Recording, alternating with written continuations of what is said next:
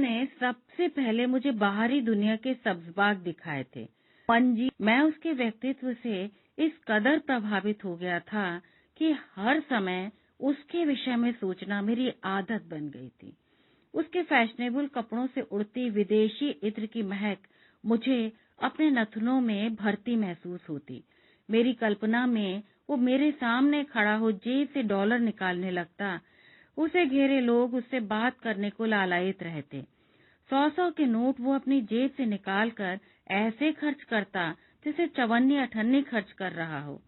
उसकी अमीरी देखकर मुझे अपनी गरीबी पर और कोफ्त होती। दलाल दर्शन लाल, अपना यह नाम मुझे बुरी तरह चिढ़ाने लगा था। दलाल बनना न तो मैंने कभी सोचा था और न ही कभी चाहा था, मगर सच बात यह थी कि पढ़ाई में मैं शुरू से फिसड्डी था। पढ़ाई को कभी सीरियसली मैंने लिया ही नहीं। नतीजतन अपने देश के असंख्य नौजवानों की तरह मैं भी बीए पास होकर रह गया, एक मामूली ग्रेजुएट। दफ्तर की नौकरियों के लिए मैंने कोशिशें की, बैंक क्लरिकल, पोस्ट ऑफिस बाबू तक की तमाम प्रवेश परीक्षाओं में बैठा। एमबीए के लिए भी आवेदन किया, लेकिन जब गणित, विज्ञान, बायोटेक्नोलॉजी, कंप्यूटर साइंस जैसे डिमांडिंग विषयों में 90% अंक बटोरने वालों को ये प्रवेश परीक्षाएं विकराल लगती हैं, तो मैं समाजशास्त्र, इतिहास और अपनी राष्ट्रीय भाषा हिंदी में 3rd डिवीजन लेकर पास होने वाला ग्रेजुएट कैसे इन प्रतियोगी परीक्षाओं का सामना कर पाता? प्रकृति ने हर इंसान को कुछ न कुछ विशिष्टता तो दी है। मैं बचपन से ही भागदौड़ करने वाला, थोड़ा चंट चालाक और बातूनी था। जवान हुआ तो ये तीनों काबिलियत मेरे काम आ गईं। शुरू में तो जरूरतमंदों को भाड़े पर मकान, दुकान वगैरह दिलवाना, किसी की मुसीबत में उसके साथ खड़े होना जैसी सहायता सहयोग मैं सामाजिक सेवा भाव से किया करता था। परंतु धीरे धीरे मैंने इसे अपनी आजीविका का आधार बना लिया। दलाली के धंधे में माहिर हो गया और मेरे लिए ये एक रोजी कमाने का साधन बन गया। घर, जमीन, ट्रैक्टर, गाय भैंस तक मैं बिकवाया करता था। मगर दलाली करना बेहद जद्दोजहद वाला काम है। हमेशा मुझे अपनी मोटरसाइकिल पर सवार रहना पड़ता, रोज साइट पर जाना पड़ता, कई पार्टियों से बात करनी पड़ती, मोलतोल करना पड़ता, एक ही बात को कई तरीकों से पार्टियों के सम्मुख प्रस्तुत करना पड़ता। क्रेता एवं विक्रेता के बीच सौदा तय कराने में मुझे झूठ भी बोलना पड़ता। उफ! यदि अंत में सौदा पट भी जाए तो अक्सर मुझे दोनों पार्टियों से अपना 2% कमीशन वसूल करना मुश्किल हो जाता। दलाल के लोग मदद तो चाहते हैं, मगर उसकी दलाली देने में उनकी जान खिसकती है। मैं बुरी तरह उकता चुका था इस काम से, मगर मैं क्या करूं? कहाँ जाऊं? अपनी रोजी रोटी कैसे कमाऊं? ये प्रश्न दैत्य की तरह मेरे सम्मुख हुंकार भरते रहते। जिंदगी की उन क्रूसाकार परिस्थितियों में जब मंजीत से मैं मिला तो वह मेरे दिलो दिमाग में छा गया, जैसे डूबते को तिनके का सहारा मिल गया। उस शाम मंजीत अपनी बहन से मिलने हमारे घर आ रहा था। 3 रोज पहले ही मंजीत की बहन की शादी मेरे बड़े भाई से हुई थी। मंजीत मीलों दूर वॉशिंगटन डीसी से अपनी बहन की शादी में हिंदुस्तान आया था। शादी की सरगर्मी हमारे घर में व्याप्त थी। शादी में आए सभी मेहमानों ने अभी घर से विदा नहीं ली थी। नई दुल्हन ने अपनी उपस्थिति से घर में अलग रंगत डाली हुई थी। जब वो सामने पड़ती तो उसके नए चटकीले परिधान आंखों में चुंधियाते और जब वो चलती उसके आभूषणों की छनछनाहट कानों में गूंजती। लोग उसे घेरे बैठे रहते, उन्हें उसमें दिलचस्पी थी और मुझे उसके अमेरिका निवासी भाई में। जब मंजीत बना ठना कीमती कपड़े पहने और परफ्यूम महकाते हुए हमारे घर तशरीफ लाया तो मैं अपलक उसे देखता ही रह गया। घर के लोग तो उसके आदर सत्कार में जुट गए और मैं उसके ठीक सामने बैठ उसकी एक एक मुद्रा व हाव भावों को एकटक निहारता रहा। वो हंसते हुए अपने अमेरिकन जीवन शैली का वर्णन कर रहा था और मैं भाव विभोर होकर सुन रहा था। मेरी उस पर एकाएक गड़ी दृष्टि उसने पकड़ ली। मेरी तरफ उन्मुख होकर मुझसे पूछा, तुम क्या करते हो यंग मैन? मैं बेहद खुश हो गया। मुझे जैसे आधार मिल गया हो। भाई साहब, मैं यहाँ ऐसा कुछ नहीं करता कि आपको बताकर फक्र महसूस करूं। यहाँ मैं बर्बाद हो रहा हूँ। मंजीत ने भावपूर्ण आवाज की। ठीक कह रहा हूँ भाई साहब, परीक्षाओं में 90% से ऊपर लाओ नहीं तो जिंदगी यहाँ बर्बाद है। मेरे जैसे औसत नौजवानों के लिए यहाँ कुछ नहीं है। न यहाँ नौकरी है, न इज्जत है, न पैसा है, न ही सुकून। मैं भी अमेरिका जाना चाहता हूँ, अगर आप मेरा कुछ जुगाड़ कर सको तो। मंजीत के माथे पर बल पड़ गए। हौले से बोला, मैं तो अमेरिका 10 साल पहले ही चला गया था, तब वहाँ जाना इतना मुश्किल नहीं हुआ करता था। अब तो बरखुरदार अमेरिका जाना भूल ही जाओ।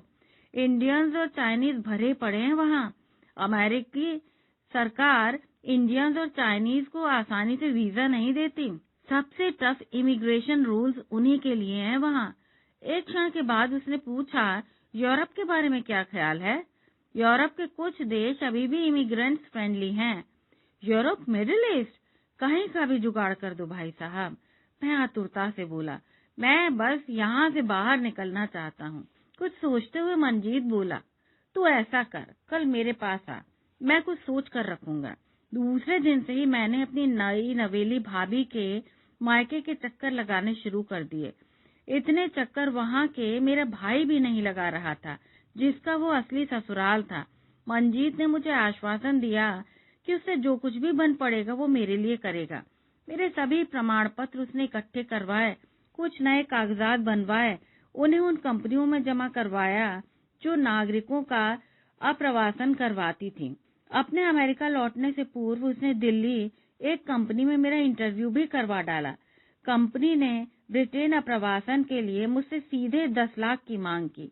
मैं जम्मू वापस आकर दिन रात 10 लाख की रकम जुटाने के बारे में सोचने लगा। 10 लाख और लंदन, यूके मेरे मस्तिष्क में निरंतर घूमने लगा। मैं यूनाइटेड किंगडम का नक्शा देखा करता। आयरलैंड, स्कॉटलैंड और इंग्लैंड मिलकर यूनाइटेड किंगडम बनाते हैं। कंपनी वालों ने कहा था कि वे मुझे यूके भेजेंगे। मेरे घर वाले भी मेरे विलायत जाने की बात बनते देखकर उत्सुक हो गए थे।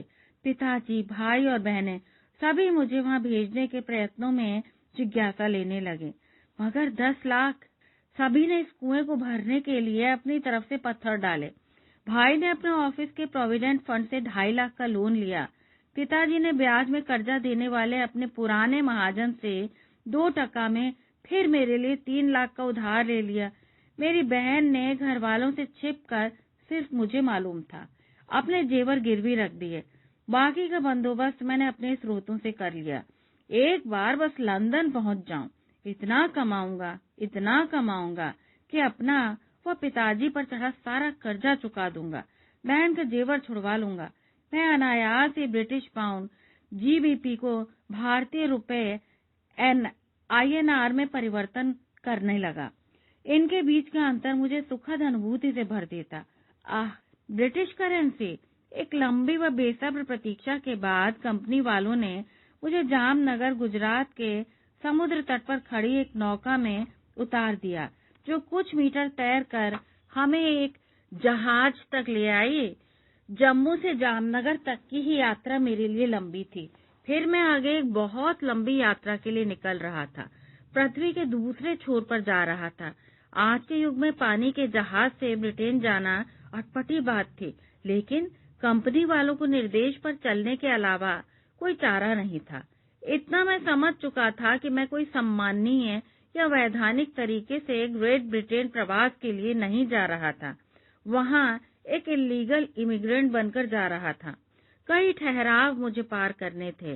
कंपनी ने आश्वासन दिया था कि एक बार वहाँ एंट्री मिल जाए तो फिर सब ठीक हो जाएगा। उन देशों को जवानों की जरूरत है। बूढ़ों से भरे हैं वे देश। उन्हें जवान लोग चाहिए कामकाज के लिए। मैं 24 साल का लंबा तगड़ा जवान था। एक बहुत बड़ा जोखिम मैं उठा रहा था, लेकिन दिल में एक जोश था, दिमाग में फितूर था। बिना कोई जोखिम उठाए जिंदगी में कुछ हासिल नहीं होता ना, न हार न जीत। जहाज में मेरी मुलाकात अन्य जो नौजवानों से हुई, जो अपना सब कुछ बेचकर व छोड़कर अपने देश की गर्मी, गरीबी और गंदगी से दूर एक ठंडे और समृद्ध देश में अपना भाग्य आजमाने जा रहे थे। गपशप के दौरान मुझे पता चला कि किसी ने कंपनी को 8 लाख दिए हैं, किसी ने 9 लाख दिए हैं, कुछों ने तो कंपनी वालों को ब्रिटेन प्रवास के लिए 15 लाख तक दिए हैं। विशाल सागर को चीरते हुए जो ही जहाज आगे बढ़ा, सभी युवक जोश में थिरक पड़े। सभी अत्यधिक रोमांचित थे, सभी पर उन्माद छाया हुआ था। धीरे धीरे तट से दूर खिसकता जहाज इतनी दूरी पर आ गया कि सूखी धरती नजरों से ओझल हो गई। विशाल समुद्र के सीने में तैरता हुआ जहाज एक कणिका मात्र लगना था। जैसे जैसे दिन बीतने लगे, चारों तरफ सिर्फ खारा पानी देखकर हमें निरसता महसूस होने लगी। समुद्र का साथ सिर्फ कुछ क्षणों के लिए ही अच्छा लगता है, हमेशा के लिए नहीं। हम सूखी धरती, कोई वनस्पति देखने के लिए तरस रहे थे। लगातार आगे बढ़ता जहाज 7 दिन बाद ईरान के बंदरगाह से लगा तो हमें चैन मिला। ईरान से भी कई मुसाफिर इस काफिले में शामिल हुए। इनमें कुछ इराकी थे। वे बोले कि अब उनका मुल्क रहने लायक नहीं रहा, अमेरिका में बिल्कुल बर्बाद कर दिया है। ईरान में 3 दिन के पड़ाव के बाद हम दूसरे जहाज में सवार हुए। अब तक हम जलयान यात्रा से बुरी तरह उकता चुके थे। कभी समुद्र काला हो जाता तो कभी नीला, कहीं कहीं हरा दिखाई देता तो कहीं फेनिल, कहीं एकदम शांत सौम्य था तो कहीं खतरनाक। बहरहाल 5 दिनों बाद जहाज टर्की के समुद्र तट पर रुका तो सूखी जमीन देखकर हमने फिर राहत की सांस ली। यहाँ हिंदुस्तान व ईरान से चढ़े सभी नौजवानों को कई छोटी छोटी टुकड़ियों में बांट दिया गया। मुझे 15 युवकों की एक टुकड़ी में सम्मिलित कर अंकारा के एक शरणालय में पहुंचा दिया गया। यहाँ दिन पर दिन व्यतीत होने लगे, लेकिन हमारी यात्रा पुनः आरंभ नहीं हो पा रही थी। हमारे लिए यहाँ कुछ करने के लिए नहीं था। शहर हम घूम फिर चुके थे, हाथ पर हाथ धरे हम बैठे रहते। अपने पड़ाव को यहाँ लंबा खिंचते देख मेरी मनोस्थिति अजीब सी हो गई। अनेक प्रश्न मेरे मस्तिष्क पटल पर कौंध रहे थे, लेकिन जवाब देने वाला कोई नहीं था। बस मैं इतना ही समझ पाया कि रेड क्रॉस नामक कोई अंतर्राष्ट्रीय संस्था हम सभी के खाने पीने का इंतजाम कर रही है। कंपनी के 1-2 एजेंट आते, एक सरसरी नजर डालते और चलते बनते। यहाँ कितने दिन और रहना पड़ेगा? एक बार कंपनी का एजेंट हमारी तरफ नजर डालने आया था तो मैंने उससे पूछ लिया। अभी कुछ नहीं कहा जा सकता, अभी ये तय नहीं हो पाया है कि किन लड़कों को कहाँ भेजना है। एजेंट बोला, कहाँ भेजना है? क्या मतलब? हमें तो लंदन जाना है, मैंने हैरत से कहा। एजेंट ने कुछ पलों तक मुझे घूरा, फिर बिना कुछ कहे चलता बना। मैं मन महसूस कर रह गया। मेरे पास इन लोगों पर भरोसा करने के सिवाय और कोई चारा नहीं था। मैं अपने वतन से बहुत दूर निकल आया था। यहाँ मेरा कोई नहीं था, सिर्फ ये धूर्त एजेंट ही यहाँ मेरे अपने थे। मेरा पासपोर्ट तक उनके कब्जे में था। मुझे अपने घर की याद आने लगी थी। मैं होमसिक महसूस कर रहा था। 1 महीने तक हम अंकारा में यूं ही बिना किसी उद्देश्य के पड़े रहे। फिर एक दिन घोषणा हुई, कुछ लड़के डेनमार्क जाएंगे, कुछ स्वीडन, कुछ जर्मनी तो कुछ स्पेन। मेरा नाम डेनमार्क जाने वाली लिस्ट में था। डेनमार्क में कितना लंबा रहना पड़ेगा? मैंने एजेंट से पूछा। जितना लंबा तुम रहना चाहो, वो लापरवाही से बोला। यह स्पष्ट था कि डेनमार्क ही मेरा लक्षित गंतव्य था। इस अप्रत्याशित जानकारी से कि मुझे ग्रेट ब्रिटेन नहीं डेनमार्क भेजा जा रहा है, मैं बहुत चक्का था। आकुलता में मैं बोला, मुझे डेनमार्क नहीं इंग्लैंड जाना है।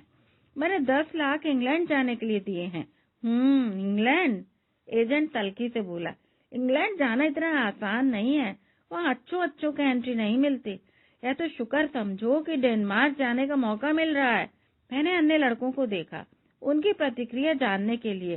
सभी के चेहरों पर सिर्फ मायूसी के भाव थे। लाखों रुपए ऐंठ कर कंपनी के एजेंट हमसे ऐसी बेरुखी से पेश आ रहे थे जैसे हमें उनकी गरज है और वे हम पर कोई एहसान कर रहे हैं। मगर उनके निर्देशों पर चलने के अलावा कोई चारा नहीं था हमारे पास। 3 रोज बाद तड़के मुझे एयरपोर्ट पहुंचा दिया गया। कोपनहेगन जाने के लिए मुझे हवाई टिकट दिया गया और एक पता दिया गया जहां कोपनहेगन पहुंचकर मुझे संपर्क करना था। भारत से चलने वाले लड़कों में से अब कोई भी मेरे साथ नहीं था। सफेद बादलों को चीरते हुए विमान आकाश में बहुत ऊंचाई में उड़ने लगा तो मेरा गिरा मनोबल एक बार फिर उठने लगा। विमान की भांति मेरा मन भी उड़ान भरने लगा। मेरी स्थिति अजीबोगरीब सी थी। एक पल मन घबरा कर स्वयं को धिक्कार रहा था कि बेकार ही इंग्लैंड जाने के लिए लालायित हो उठा। ये कंपनियां और इनके एजेंट बिल्कुल भी विश्वसनीय नहीं है। 10 लाख से तो अपने देश में ही कोई धंधा शुरू कर सकता था। दूसरे पल विदेश जाकर कुछ कर गुजरने का जोश अभी भी दिल में हिल्लोरे मार रहा था। अपने देश में मुझ तरीके नौजवान परेशानियों में पैदा होते हैं, संघर्षों में जीते हैं और दयनीय स्थिति में मर जाते हैं। वहाँ की 1 अरब आबादी में मेरे जैसों का वजूद हवा के झोंकों में मंडराने वाले तिनकों से भी बदतर है। वहाँ से पलायन कर जाना मुझ जैसों के लिए हर हाल में बेहतर है। कोपनहेगन में पारा एकदम कम महसूस हुआ। शहर साफ सुथरा व प्राकृतिक नजारा सुंदर लगा। जो पता मुझे दिया गया था वो एयरपोर्ट से सीधे वहां पहुंचा। वो एक ट्रैवल एजेंट की दुकान थी। उसका रंग रूप बता रहा था कि वो किसी दूसरे मुल्क से आया कोई अप्रवासी था, जो यहाँ एक लंबे समय से रहते हुए वहाँ की धारा में रच बस चुका था। अपनी दुकान की आड़ में वो डेनमार्क में इलीगल इमिग्रेंट्स बसाने का काला धंधा किया करता था। मैंने उसके सामने पर्ची की तो वो नजरें उठाकर कई पलों तक मुझे घूरता रहा। फिर मोबाइल निकालकर काफी देर तक किसी से बात करता रहा, पता नहीं किस भाषा में। उसके संवाद में गूंजता अपना नाम ही मैं समझ पाया। अब तक मैं जान चुका था कि इन लोगों का भी अपना एक नेटवर्क होता है, जिसके तहत बड़े सुनियोजित व नियंत्रित तरीके से धंधा होता है। उसने मुझे कार में बिठाया। चौड़ी खुली सड़कों पर सरपट दौड़ती कार कुछ देर बाद सकरी गलियों में रेंगने लगी। हर देश में चाहे वो कितना ही विकसित क्यों न हो जाए, कुछ पुराने घने व गंदे इलाके होते हैं। वह मुझे वैसे ही एक गंदे से इलाके में ले आया। सुनने में आया वह नोरब्रो इलाका था, इमिग्रेंट से भरा हुआ। एक जर्जर पुरानी बदसूरत बिल्डिंग के आगे उसने कार रोक दी। उस इलाके में इमारत को देखकर मेरा मन विश्वास से भर गया। 4थी मंजिल के एक फ्लैट की उसने घंटी बजाई। किसी ने दरवाजा खोला। 2 कमरों के उस छोटे तंग फ्लैट में 9 आदमी पहले से ही रह रहे थे। सभी एशियाई या अफ्रीकन दिख रहे थे। 10वां मैं वहां पहुंच गया। मेरा मन पूरी तरह से उखड़ चुका था। मेरे साथ धोखा हुआ था। मैं दुनिया के गौरवशाली व खास देश ग्रेट ब्रिटेन जाना चाहता था। एक छोटे से देश डेनमार्क, जिसे दुनिया अभी ढंग से जानती भी नहीं आना चाहता था। अपनी बौखलाहट में नहीं रोक पा रहा था। मैंने तो कंपनी को 10 लाख ग्रेट ब्रिटेन जाने के लिए दिए थे, क्या डेनमार्क आने के लिए नहीं? मैंने एजेंट व लड़के सभी के सामने अपना रोष प्रकट किया। वह एजेंट टूटी फूटी अंग्रेजी में जो कुछ मुझसे तल्खी से बोला, उसका हिंदी रूपांतरण कुछ ऐसा था, अबे साले, तूने अगर कंपनी को 10 लाख दिए तो तुझे क्या वेल्स का युवराज बनाकर प्रिंस चार्ल्स की जगह बैठा देते? तभी किसी ने पीछे से मेरे कंधे को हौले से पकड़ा। बंगला मिश्रित हिंदी में इसने सिख शब्दों में बोला, भाई अब यहाँ डेनमार्क पहुंच ही गए हो तो इतने अधिक विचलित क्यों हो रहे हो? यहाँ कुछ दिन रहकर देखो तो सही, आखिर यह भी यूरोप है। सुख साधनों में इंग्लैंड से कम नहीं। डेनमार्क में लोग खुशहाल रहते हैं। मैंने पीछे मुड़कर उस अजनबी सांवले रंग के युवक को देखा। किसी को अपनी जुबान में बात करते देखकर एक सुखद अनुभूति हुई। वह शिष्ट युवक स्निग्ध मुस्कान के साथ बोला, मैं मोनिर हूँ, मोनिर अहमद, बांग्लादेशी हूँ। यहाँ कोपनहेगन में 5 महीनों से रह रहा हूँ। मैंने मोनिर का हाथ थामा और फपक कर रो पड़ा। आसपास खड़े सभी युवक मेरे करीब सरक आए, मुझे सहलाने लगे। एजेंट मुझे उन युवकों के बीच छोड़कर चला गया। मोनिर एक एक करके सभी लड़कों का परिचय देने लगा। देखो, यह नबील इराक से है, यह खीखा अफ्रीकन है, यह अब्दुल बोस्निया से है, ये मोहम्मद इजरायली है, बाकी लड़के काम पर गए हुए हैं। हम सभी इस मुल्क में रिफ्यूजी बनकर जिंदगी बसर कर रहे हैं। रिफ्यूजी? मैं मनी मन बुदबुदाया। हाँ, डेनमार्क तरीके विकसित देश अपने यहाँ लाचार बेघर इंसानों को पनाह देते हैं। तुमने रेड क्रॉस व क्राय आदि अंतर्राष्ट्रीय संस्थाओं का नाम जरूर सुना होगा।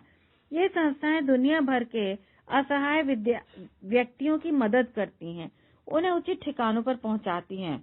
मोनिर नबील की ओर इशारा करते हुए बोला, ये इराक से क्यों भाग कर आया, तुम्हें मालूम ही क्या है?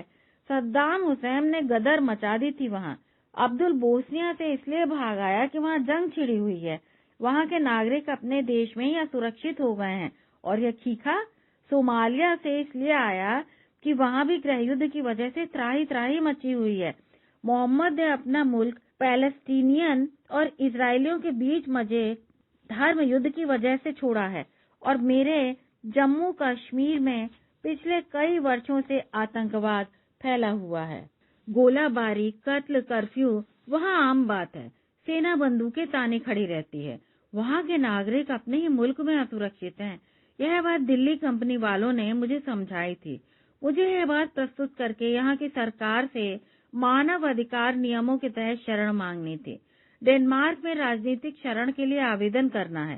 भिन्न भिन्न द्वीपों से आए न परिचित व अनजान युवकों के बीच मैं विदेश की वीरानी में अपनी जिंदगी की नई शुरुआत करने लगा। हालांकि मैं स्वयं एक मर्द था, किंतु मर्दों की टोली में रहते हुए मेरा मन घबराने लगा। घर में माँ, बहन, भाभी की उपस्थिति सरस लगती थी। यहाँ चारों तरफ दाढ़ी मूछ वाले धाकड़, गंदे मर्द। घर में सिर्फ मर्दों का सामान बिखरा था।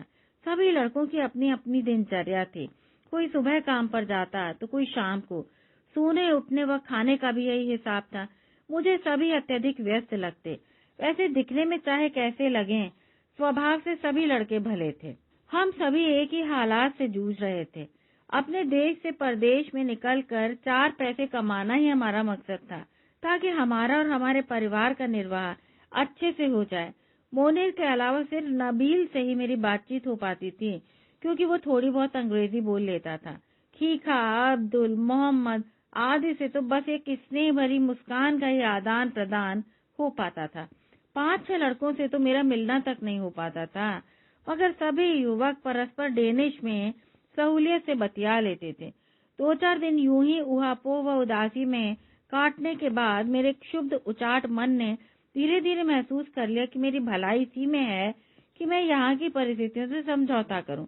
हाथ पर हाथ धरकर मैं कब तक बैठा रहता। उस सुबह जब मोनिर तैयार हो रहा था, मैंने उससे कहा, मुझे भी अपने संग काम धंधे पर ले चलो। वो अपने बाल बनाते हुए बोला, कम्यून में पहले जरा अपने पेपर पहुंचने दो, तब तक डेनिश के कुछ शब्द सीख लो। सफाई के काम के लिए भी थोड़ी बहुत डेनिश आनी चाहिए।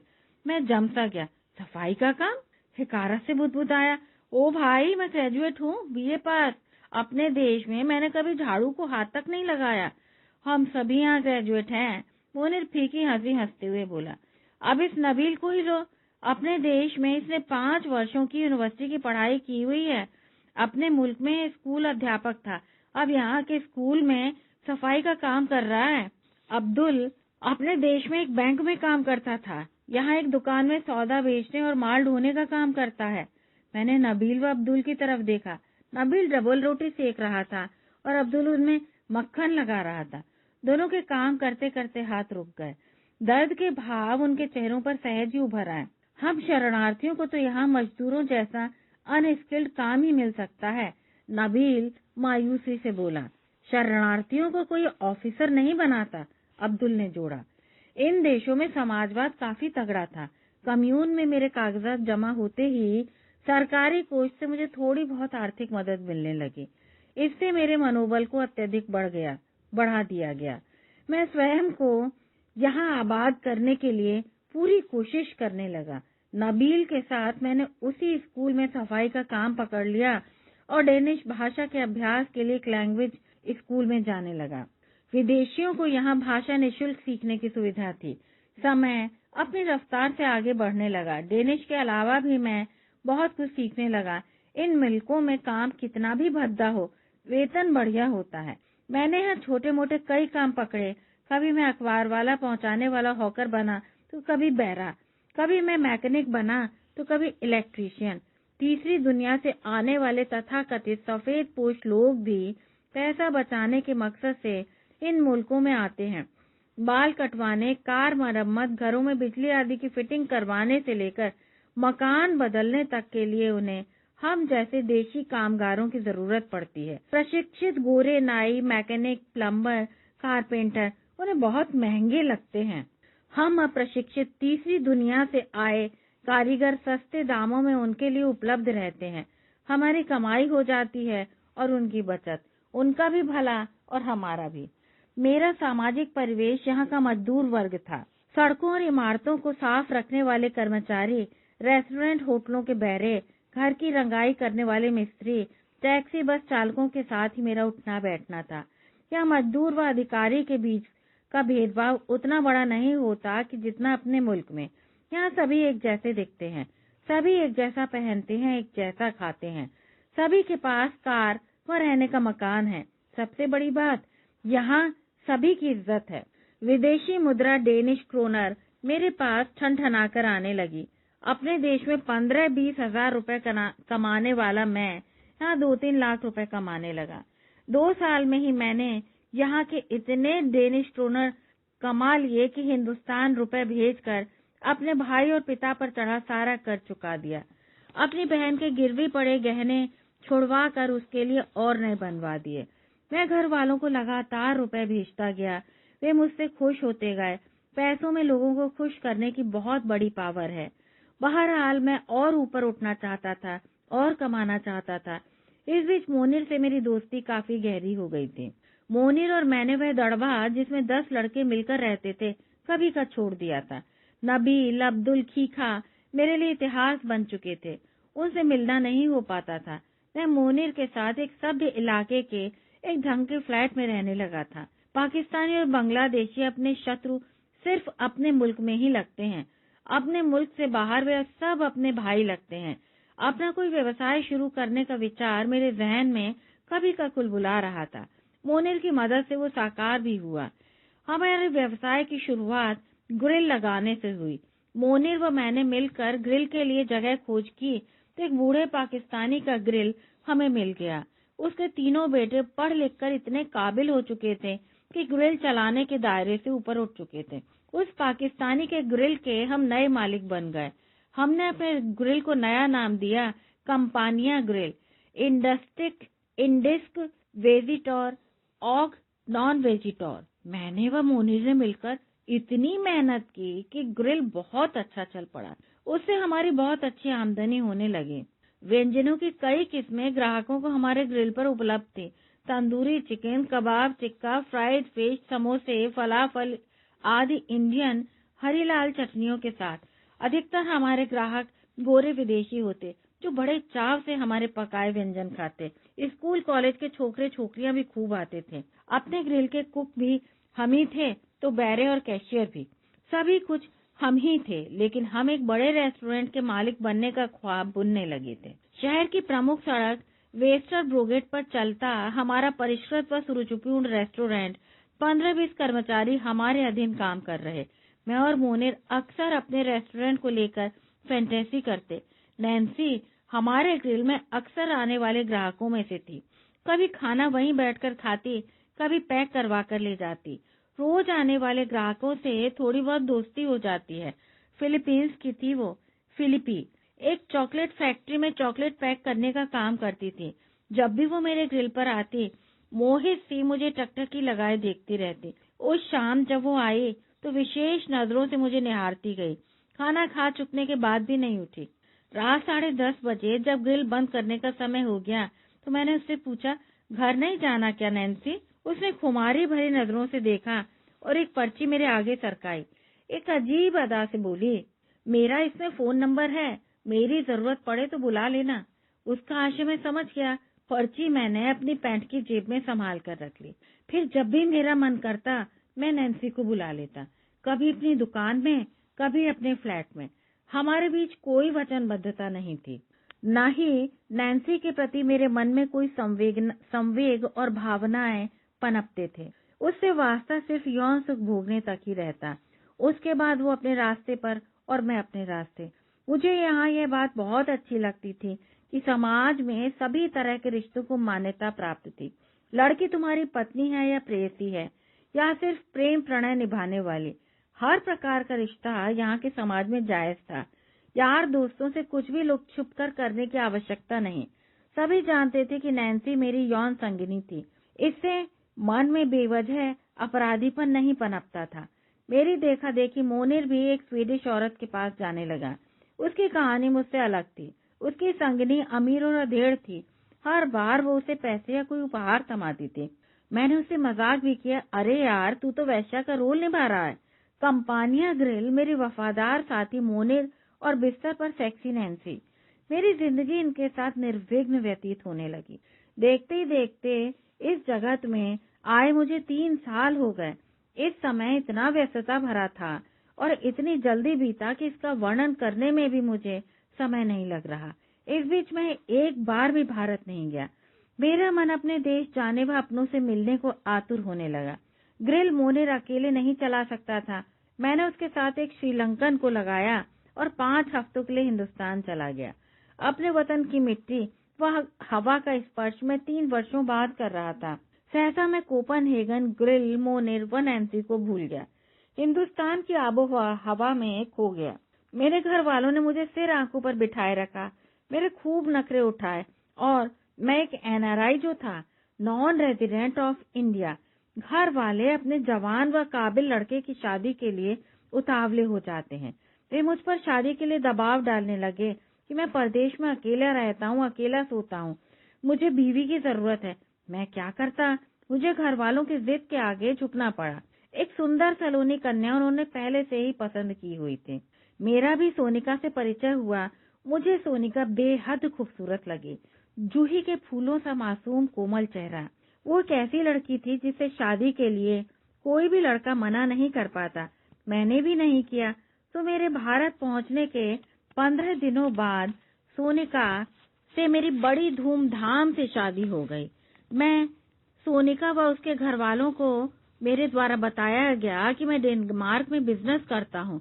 जो ख्वाब मैंने अपने रोजगार को लेकर बुने थे, मैंने उनको अपना यथार्थ बताया। कहा कि मैं एक रेस्टोरेंट का मालिक हूँ, 15 लोग मेरे अधीन काम करते हैं। भविष्य में मेरा वहाँ इंडियन रेस्टोरेंट की एक चेन खोलने का इरादा है। मुझे दामाद के रूप में पाकर वे गदगद हो गए। सोनिया सपने संजोने लगी कि वो मेरे साथ विदेशों का भ्रमण करेगी। दुनिया कितनी सतरंगी है, ये देखेगी। बहरहाल सोनिका के साथ 15-20 दिन मैंने बड़े मजे में बिताए। सैर सपाटा, मनोरंजन, सेक्स सभी का लुत्फ उठाया। फिर मेरे लिए डेनमार्क लौटने का समय आ गया। अपनी पत्नी को यह आश्वासन देकर कि मैं जल्दी ही उसे वहां बुलाने का इंतजाम करूंगा, डेनमार्क लौट आया। कोपनहेगन वापस पहुंचा तो कम्यून का एक पत्र मेरी प्रतीक्षा कर रहा था और साथ ही मोनिर भी। उसके नाम पर भी वैसा ही पत्र आया था। वह मायूसी से बोला, यार मैं कम्यून में अपनी पेशी दे आया हूँ। इस देश में मुझे पनाह नहीं मिली। मैं इस देश से निर्वासित हो चुका हूँ। धत्ते रखी, मेरा भी यही हश्र होना था। फिर भी दूसरे दिन मैं खाना पूर्ति के लिए कम्यून के दफ्तर में हाजिर हुआ। गंभीर मुखमुद्रा वाले एक अफसर मेरे दस्तावेजों के साथ बैठा था। सामने कंप्यूटर खुला हुआ। अपने गहरी आवाज में मुझसे पूछा, तुम जम्मू क्षेत्र से हो? जी, मैं घबराए स्वर में बोला। हमें पता चला है कि जम्मू आतंकवाद की चपेट से पूर्णतः मुक्त है। वहाँ के नागरिकों का कोई खतरा नहीं है। अफसर सीधे मेरी आंखों में झांकते हुए बोला, यह बात इससे भी साबित होती है कि अभी तुम इंडिया गए और वहाँ 5 हफ्ते बिताए। मैं अफसर से नजरें नहीं मिला सका। हालांकि यह मापना मुश्किल है कि वो किसी देश में कितने लोग प्राधिकरण के बिना रहते हैं। जो फंसा वो मरा। तुम्हें यहाँ शरण नहीं मिल सकती, तुम अवैध हो। अफसर की आवाज गूंजी, तुम्हें यहाँ से निर्वासित किया जाता है। अपना टिकट बुक करो और फूटो यहाँ से। कम्यून की समूची इमारत लड़खड़ाती महसूस हुई। सभी कुछ साए साए करता हुआ, गिड़गिड़ाते हुए मैंने उसके पांव पकड़ लिए। मेरी बाप की उम्र था वो। मैंने उसे याचना की कि वो मेरे पासपोर्ट में कम से कम डिपोर्ट ना लिखे। मैंने उस ऑफिसर की आंखों में दया के भाव देखे। मेरी बेबसी पर उसका दिल पिघल रहा था। मानवीय संवेदनाएं सब जगह एक जैसी हैं। मैं उससे बोला, मेहनत से कमाता हूँ, स्वादिष्ट इंडियन स्नैक्स बनाता हूँ, कम दामों में बेचता हूँ। डेनमार्क की जनता मेरे ग्रिल पर खाना खाने के लिए आती है। मेरी मसालेदार चाय भी वे बहुत पसंद करते हैं। मैं इस देश को बहुत कुछ दे रहा हूँ। वो हंसने लगा। सरकारी नियम कानून ये सब नहीं देखते? कहते हुए उसने नजरें कंप्यूटर स्क्रीन पर तान दी। मेरा लेखा जोखा उसके सामने था। डेनमार्क में मेरे 3 वर्षों का रिकॉर्ड वाकई में अच्छा था। कोई आपराधिक रिकॉर्ड नहीं था। मैंने वहाँ परिश्रम से धन कमाया था, पूरा टैक्स सरकार को भरा था। अतः डेनिश सरकार ने इतनी मेहरबानी मुझ पर कर दी कि मेरे पासपोर्ट में डिपोर्ट नहीं लिखा। कई युवकों को निर्वासित किया गया, जिनमें मोनिर भी शामिल था। मैंने मोनिर के साथ विचार विमर्श किया, स्थिति का जायजा लिया। हम दोनों इस निष्कर्ष पर पहुंचे कि इतना लंबा रास्ता तय करके अपने देश लौट जाएं। यह बेवकूफी होगी। लौट के बुद्धू घर को आए, नहीं बनना हमें। डेनमार्क से निर्वासित हो चुके हैं तो क्या, कितने ही मुल्क हैं इस दुनिया में, किसी दूसरे देश में अपना भाग्य आजमाते हैं। हमें अपने देश का भी ख्याल आ जाता, जहन में माँ, पिताजी, भाई बहनों की याद कुल बुलाने लगती। आँख के सामने बीवी का चेहरा घूम जाता। सोनिका बड़ी बेसब्री से उम्मीदों के साथ मेरे बुलावे का इंतजार कर रही होगी, और यहाँ मैं एक बार फिर उखड़ गया था। पता नहीं किसी दूसरे देश में अपने को जमाने में कितना समय लगेगा। मुझे अपने ससुराल वालों का ध्यान आ जाता। मुझे पाकर वे धन्य उठे थे। एनआरआई दामाद। मेरे ओठ फड़फड़ाए और तल्ख मुस्कान मेरे ओठों पर आ गई। यह भावनाओं में बहने का वक्त नहीं है। जिंदगी का असली धरातल बहुत कठोर है। अगले ही पल मैंने वे तमाम चेहरे अपनी स्मृतियों से परे झटक दिए। हमने डेनमार्क में जमा अपना कारोबार बेचा, सामान वगैरह समेटा और डेनमार्क को हमेशा के लिए अलविदा कह पेरिस आ गए। यहाँ स्वयं को बसाने के लिए नई तरकीबें सोचने लगे। वैसे भी अब तक मैं इन दांव पेचों में उस्ताद ही हो चुका था। मुझे किसी सलाह व निर्देशन की जरूरत ही नहीं थी। अब मैं अन्यों का गाइड बन सकता था। मैंने एक उपाय सोचा। फ्रांसीसी सरकार से यह कहकर शरण मांगूंगा कि मेरे खिलाफ भारत सरकार की अदालत में मुकदमा दर्ज है। संयोग से मैं भारत के उस राज्य से था जो कभी आतंकवाद के शिकंजे में फंसा था। वैसे भी इस जगत के लोग कश्मीर को एक विवादास्पद क्षेत्र मानते थे। यहाँ के कई एटलसों में मैंने भारत का सिर कटा हुआ देखा था। कश्मीर भारत के मानचित्रों के साथ नहीं दिखाया गया था। मुझे खराब लगा था, मगर मैं नाचीज क्या करता। मुझे तो बस शरण मांगने के लिए एक ठोस कारण चाहिए था। कहूँगा मेरा दोष ये था कि कश्मीर की आजादी के पक्ष में मैंने भी अपनी आवाज उठा दी। भारत सरकार ने मुझे आतंकवादी करार दिया और मेरे पीछे पड़ी है। मानवता का वहाँ जबरदस्त हनन हो रहा है, परंतु ऐसा मुझे लिखित कागजों द्वारा सिद्ध करना था। मैंने घूस का सहारा लिया। अपने बड़े भाई को फोन किया, वीर जी, मुझे इंडिया की अदालत के ऐसे दस्तावेज चाहिए जिनसे ये साबित हो कि मेरे खिलाफ कश्मीर एक अलग देश की मांग के जुर्म में केस दर्ज है। आप रुपयों की फिक्र ना करो जी, जज, वकील, जिसे भी जितने रुपए खिलाने पड़े खिला दूंगा, मगर मुझे कागजात चाहिए, जरूर और जल्दी ही। पैसे के बल पर मेरे आतंकवादी होने के दस्तावेज बनकर यथा समय मेरे पास भारत में फ्रांस पहुंच गए। मैं दोषी नहीं था। मेरे खिलाफ वहां की किसी भी अदालत में कोई मुकदमा नहीं चल रहा था। सब सफेद झूठ था। मैं झूठ की बुनियाद पर सच खड़ा कर रहा था। खुद ही अपने को आतंकवादी साबित कर रहा था। मैं क्या करता? मेरे पास यही तरीका था, यहाँ की सरकार से पनाह मांगने का। अपनी दरखास्त लिखित प्रमाणों सहित मैंने कम्यून में जमा करवा दी। सरकारी लिखा पढ़ी होने लगी। इस बीच मैं स्वयं को पेरिस में जमाने के लिए जी जान से जुट गया। यहाँ की भाषा फ्रांसीसी थी। कम्यून के एक रियायती स्कूल में मैंने फ्रांसीसी सीखने के लिए जाना शुरू कर दिया। एफिल टावर के पास सैलानियों को खिलौने बेचने लगा। खिलौने बेचने का काम मैंने कुछ महीने ही किया। जल्दी ही मैं शहर के एक इंडियन रेस्टोरेंट आम्रपाली में बैरे का काम करने लगा। कभी कभी मैं वहाँ कुकिंग भी कर लेता हूँ। मुझे पूरा विश्वास है कि मैं यहाँ अपने को आबाद कर लूंगा। मैं जानता हूँ ये कोई आदर्श स्थिति नहीं है, लेकिन आदर्श स्थिति तक बिरले ही पहुँच पाते हैं। हर एक कोई गांधी नहीं बन सकता। कईयों को बिन लादेन बनना पड़ता है। मैं न गांधी हूँ न ही बिन लादेन, बीच का हूँ, बल्कि गणितीय संख्या रेखा पार। अगर गांधी, बिन लादेन और मुझे बिठा दो तो मेरा झुकाव गांधी जी की ओर ही होगा। जम्मू से सोनिका के प्रेम भरे पत्र, फोन आते रहते हैं। हर बार मुझसे हलाल करने वाला सवाल पूछा जाता, कब बुला रहे हो मुझे जानी? मैं जम सा जाता हूँ। मुझे तो तुम हनीमून ब्राइड बनाकर भाग गए भगोड़े। वो मुझ पर फप्ती कसती। मैं एक भगोड़ा एनआरआई दूल्हा नहीं हूँ। मजबूरियां हैं मेरी, समझा करो। जरा सा और इंतजार जाने मन। उसे यह आश्वासन देने के अलावा मेरे पास कोई चारा नहीं है। मेरे हालात जैसे भी हों, उसे मैं रुपए पैसे बराबर भेजता रहता हूँ। हाँ, एक बात और, जब से सोनिका मेरी धर्म पत्नी बनी है, मैंने किसी भी लड़की से जिस्मानी संबंध नहीं बनाए। मेरे मन में थोड़े साधुत्व के भाव भी हैं।